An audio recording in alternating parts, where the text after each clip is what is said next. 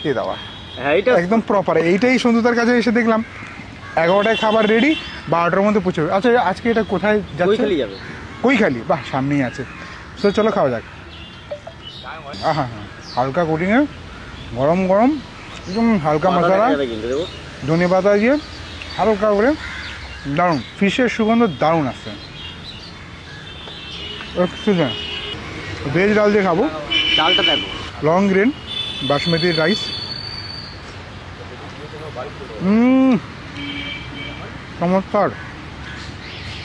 লাস্টে হালকা জিরে, হালকা গরম মশলা দিয়েছে, তাই তো? দারুণ লাগছে।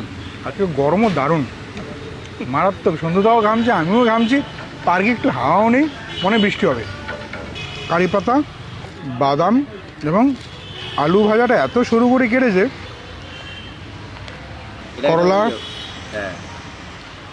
সজনে ডাঁটা, আলু, বড়ি, কাঁচকলা সব কিছু দিয়ে মাখা মাখা দুধ শুক্তো। যারা একবার এই শুক্তো খাবে তারা বারবার বলবে ভাই মেনুতে এই শুক্তো রাখতেই হবে। রিসেন্টলি আমাকে একজন ফোন করেছিল, পুরো সাবেকিয়ানা বাঙালি থিমে বউ ভাতের মেনু করতে চায়। তাকে আমি বলবো একবার এখানটা নজর দাও, একবার সন্ধ্যতার সাথে যোগাযোগ করো। এই রেটটা কিন্তু কলকাতার মধ্যে, তাই তো? কলকাতার বাইরে হলে কিন্তু ভাড়া এক্সট্রা লাগবে, তাই তো? আর অমিতা